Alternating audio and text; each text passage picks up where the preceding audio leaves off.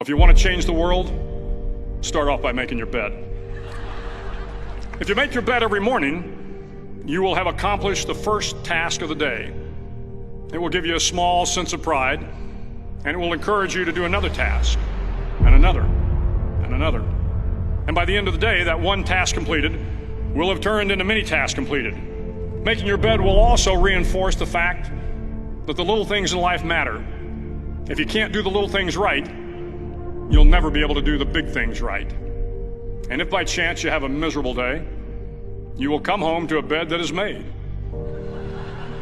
that you made. And a made bed gives you encouragement that tomorrow will be better. To pass SEAL training, there are a series of long swims that must be completed.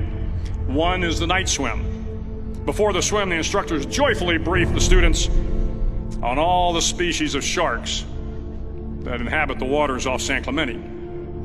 They assure you, however, that no student has ever been eaten by a shark, at least not that they can remember. But you are also taught that if a shark begins to circle your position, stand your ground. Do not swim away.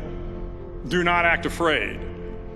And if the shark, hungry for a midnight snack, darts towards you, then summons up all your strength and punch him in the snout, and he will turn and swim away.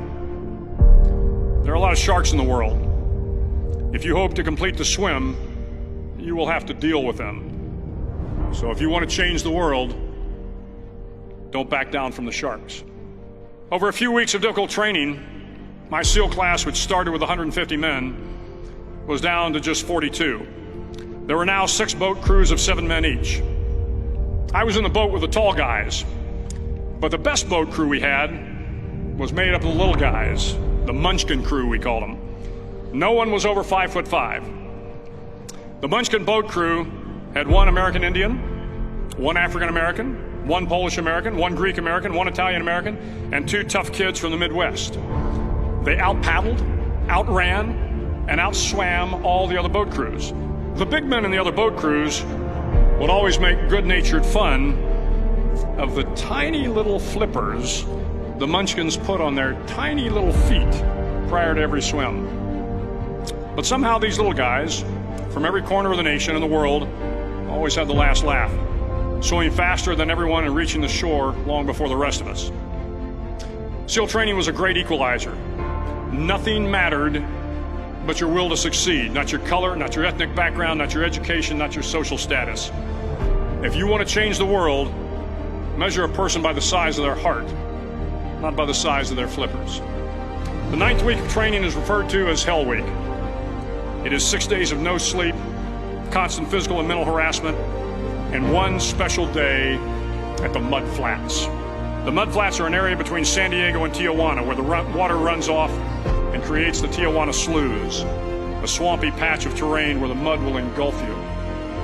It is on Wednesday of Hell Week that you paddle down to the Mud Flats and spend the next 15 hours trying to survive the freezing cold, the howling wind, and the incessant pressure to quit from the instructors. As the sun began to set that Wednesday evening, my training class, having committed some egregious infraction to rules, was ordered into the mud. The mud consumed each man till there was nothing visible but our heads. The instructors told us we could leave the mud if only 5 men would quit. Only 5 men, just 5 men, and we could get out of the oppressive cold. Looking around the mud flat, it was apparent that some students were about to give up. It was still over 8 hours till the sun came up. 8 more hours of bone-chilling cold. The chattering teeth and the shivering moans of the trainees were so loud, it was hard to hear anything. And then one voice began to echo through the night. One voice raised in song. The song was terribly out of tune, but sung with great enthusiasm. One voice became 2, and 2 became 3, and before long, everyone in the class was singing. The instructors threatened us with more time in the mud if we kept up the singing, but the singing persisted, and somehow the mud seemed a little warmer, and the wind a little tamer, and the dawn not so far away. If I have learned anything in my time traveling the world, it is the power of hope, the power of one person, a Washington, a Lincoln, King, Mandela, and even a young girl from Pakistan, Malala. One person can change the world by giving people hope. So if you want to change the world, start each day with a task completed. Find someone to help you through life. Respect everyone. Know that life is not fair and that you will fail often. But if you take some risks, step up when the times are the toughest, face down the bullies, lift up the downtrodden, and never ever give up. If you do these things, the next generation and the generations that follow will live in a world far better than the one we have today. And what started here will indeed have changed the world for the better.